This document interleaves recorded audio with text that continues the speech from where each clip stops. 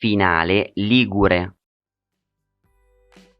And I was your silver lining, hype on my toes, but you were running through fields of hitchhikers, as the story goes.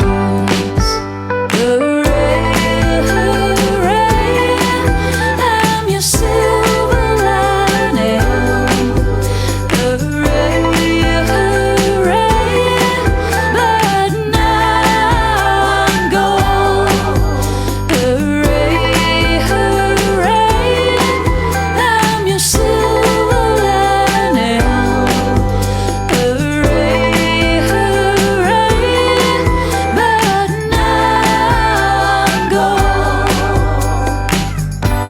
Finale Ligure is a commune on the Gulf of Geneva. It has a population of about 11,000 people, and it is divided into 3 boroughs. Finalmarina, which is the main seaside part of town, most frequented by tourists. Finalpia, which is the traditional center of the town.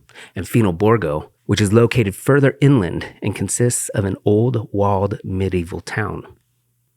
The difference in wealth between Nice and Monaco and this coastal town are pretty stark. Everything was expensive and extravagant in Nice and Monaco, and then you get to Finale Ligure, and it's more of what I would call like a working man's vacation destination. I was pretty excited to go there.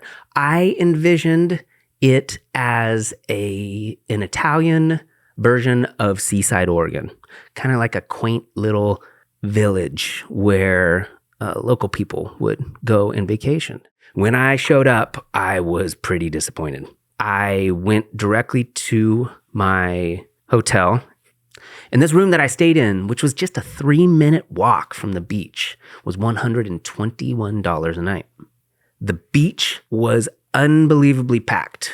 You could barely walk, but the heat was so unbearable, you had to get in the water. It was probably 94 degrees. The whole vibe of Finale Ligure was kind of like, it felt like Detroit to me.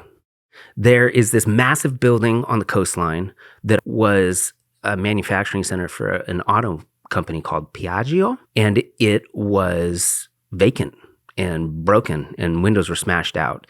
It felt like it used to be an area where people had a bunch of jobs and could prosper and take care of their family, and now it's just kind of dead. So I decided to take a walk up the street to Finalborgo. Finalborgo is inland and takes about 20 minutes on this very narrow street, which doesn't even have a sidewalk at some points.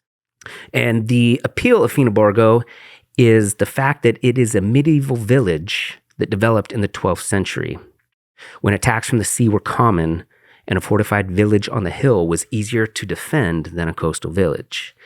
There were a number of exchanges between different countries fighting over this area, and it would be taken over by one country, and then there'd be another war, and it would get taken over by someone else. So people have been fighting over this area for centuries.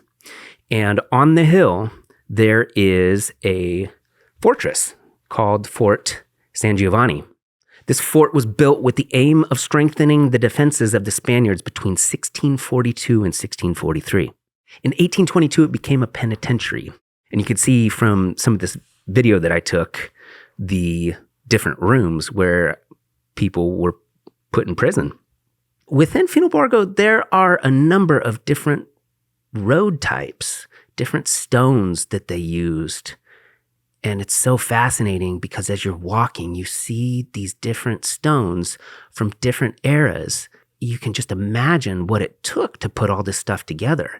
And for whatever reason, they didn't use the same method all the time. There are 6, 7, 8 different types of stones in the ground.